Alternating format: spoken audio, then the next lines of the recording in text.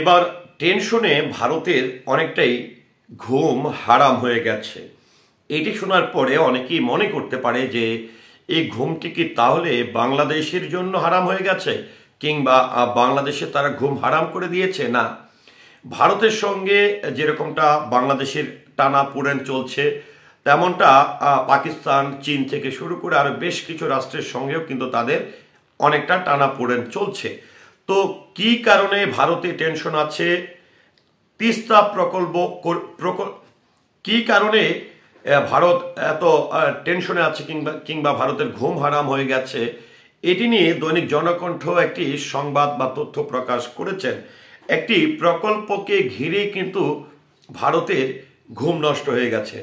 তো ঘুমটি আসলে কারা নষ্ট হয়েছে, কিংবা কোন প্রকল্প নিয়ে ভারত এত চিন্তায় পড়ে গেছে, বিস্তারিত জানতে কিন্তু আপনাকে অবশ্যই আমার পুরো ভিডিওটির সঙ্গে থাকতে হবে। তো ভিউয়ার্স, দৈনিক জনকণ্ঠে যে তথ্যটি তুলে ধরেছেন ভারতের চিন্তার কারণ কিংবা ঘুম হারাম হওয়ার কারণ, সেটি একটু আপনাদের সামনে আমি পড়ে শোনাচ্ছি। ভারতের পানি আগ্রাসনের বিষয়ে উত্তরাঞ্চলের মরুকরণ ঠেকাতে চীন বন্ধুর মতো বাংলাদেশের পাশে দাঁড়িয়েছিল।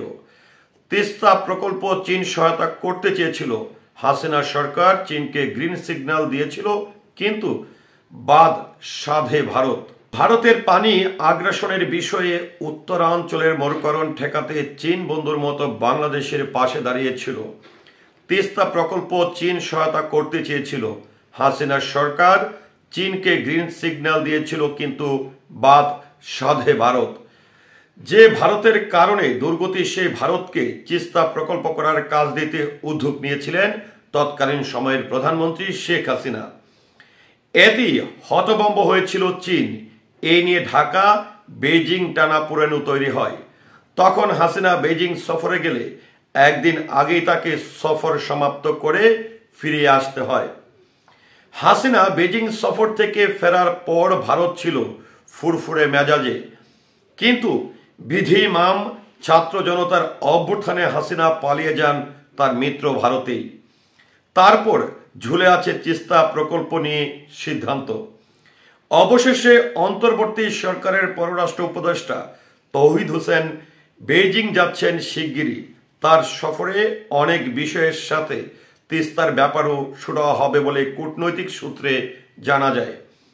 এছাড়া পররাষ্ট্র উপদেষ্টার এই সফরকালে মার্চে প্রধান উপদেষ্টা চীন সফর নিয়েও বিস্তারিত আলোচনা হবে। কূটনৈতিক সূত্র বলছে, মার্চে বেজিং সরকারের ডক্টর ইউনুস চীনা প্রেসিডেন্ট জি জিনপিং এর সঙ্গে বৈঠক করবেন। সেই বৈঠকের বিষয়টি একটি সুরাহা হতে পারে।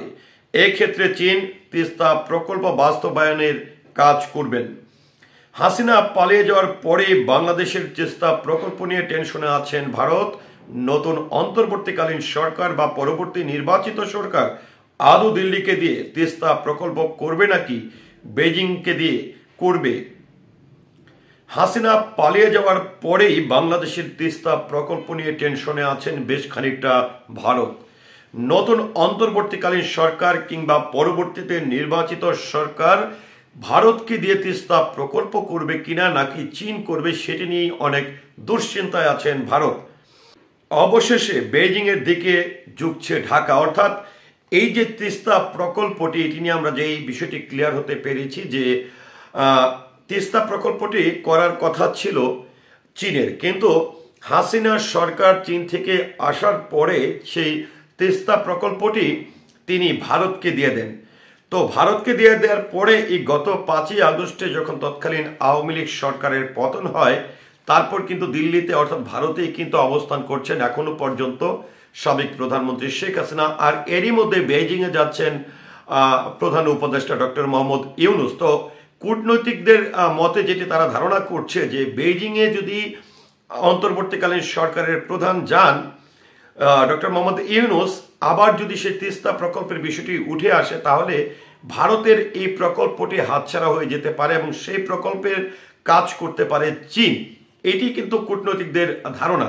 অন্যদিকে যদি একটু বলতে চাই যে বেইজিংও কিন্তু আসলে চীনও কিন্তু চাচ্ছিল যে বাংলাদেশের এই প্রকল্পটি করবে।